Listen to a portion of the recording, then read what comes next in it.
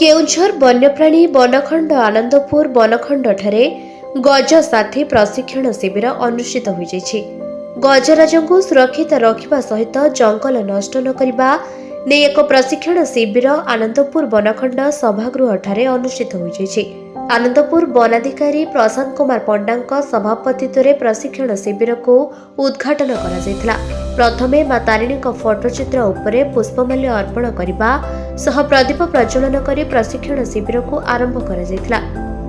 दक्ष गज प्रशिक्षक सुब्रत कुमार विश्वाल द्वारा 4टी रेंज ऑफिसर एवं फॉरेस्टर फॉरेस्ट गार्ड गजसाथी स्वयं सहायक गोष्ठीर सदस्यों को नहीं एही प्रशिक्षण शिविर में प्रशिक्षण शिक्षा दिया सहित एलईडी माध्यम हाथीर विभिन्न गति को प्रशिक्षक प्रशिक्षणार्थी को ट्रेनिंग देथिले।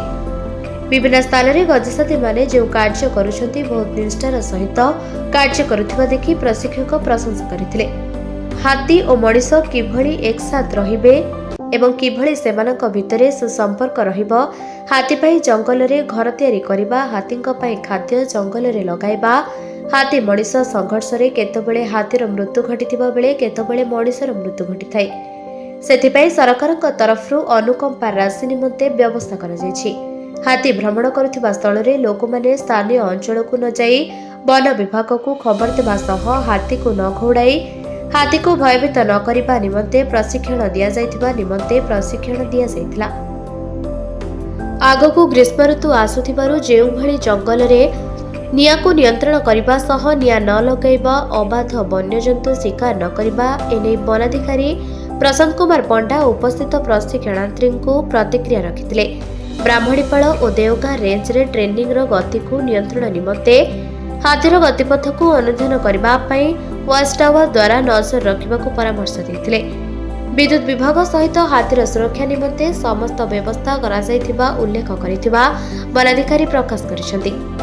आजिर एही कार्यक्रम को सफल पाई सहकारी वनाधिकारी अशोक कुमार विश्वाल, प्रवीर कुमार मुर्मू समेत देवगां रेंज सहकारी वनाधिकारी उमाकांत दास, ब्राह्मणीपाल रेंज ऑफिसर ब्रह्मानंद बेहरा, हदगड़ रेंज ऑफिसर मसाला किस्कू, आनंदपुर रेंज ऑफिसर नवकिशोर नायक एवं वनखंडर समस्त कर्मचारी एही कार्यक्रम को सहयोग करथिले। एही कार्यक्रमर समस्त गजसाथी को वनखंड पक्षरु ड्रेस, जोता और टोपी प्रदान करा जायतिला। आनंदपुर निर्मल चंद्र रावल रिपोर्ट, निरपेक्ष न्यूज।